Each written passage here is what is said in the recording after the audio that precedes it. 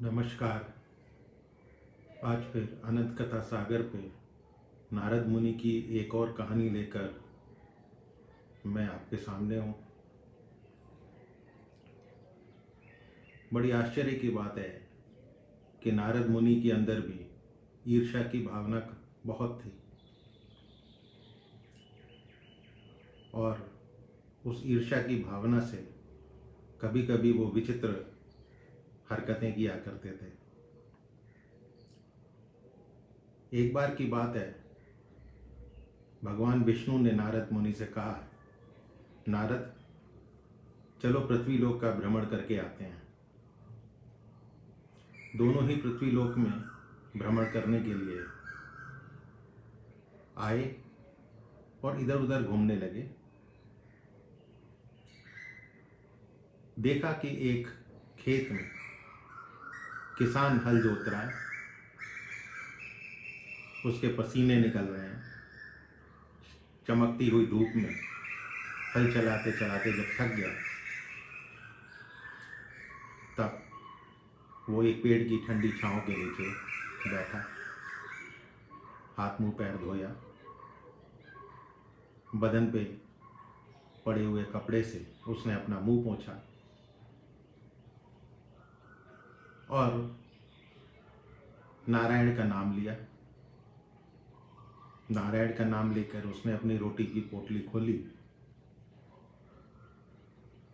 और भगवान को धन्यवाद देते हुए अपनी सूखी रोटी खाना शुरू कर दिया। खाना खाने के बाद जब पेट भर गया, फिर एक बार नारायण का नाम लेकर वो आराम करने के लिए लेट गया। अब विष्णु भगवान नारद मुनि से कहते हैं, देखो वो मेरा कितना बड़ा भक्त है। नारद मुनि कहते हैं, भगवान ये क्या, वो कैसे मेरे से बड़ा भक्त हो सकता है? ये तो बात गलत है। मैं तो सुबह से शाम तक आपका कीर्तन करता रहता हूँ। सुबह से शाम तक मेरी जिह्वा थक जाती है, मेरा मुंह थक जाता है आपका नाम लेते लेते, और आपने इतनी आसानी से कह दिया कि वो मेरे से बड़ा भक्त है। तब भगवान विष्णु ने मुस्कुराते हुए नारद से कहा, ठीक है, अच्छा इसका फैसला हम बाद में करेंगे। ऐसा करो कि मेरा एक कहना मानो, ये कलश मैं दे रहा हूँ, ये दूध से पूरा भरा हुआ है, और इस दूध से भरे कलश को लेकर पूरे ब्रह्मांड का एक चक्कर लगाकर आओ। ध्यान रहे इसमें से एक बूंद भी दूध गिरना नहीं चाहिए। नारद मुनि कहते हैं, ठीक है भगवान, जैसा आपका आदेश। नारद मुनि ने वो कलश लिया और पूरे ब्रह्मांड का चक्कर लगाने के लिए चल दिया। जब पूरे ब्रह्मांड का चक्कर लगा के भगवान विष्णु के पास पहुंचे तो विष्णु बोले, अच्छा नारद सच सच बताओ, जब तुम इस दूध के कलश को लेकर ब्रह्मांड का चक्कर लगा रहे थे तो मेरा नाम तुमने कितनी बार लिया? अरे प्रभु, मैं तो इसी चिंता में था, पूरी सावधानी रखे हुए था कि आपके आदेश अनुसार इस कलश में से दूध की एक बूंद भी बाहर ना निकले।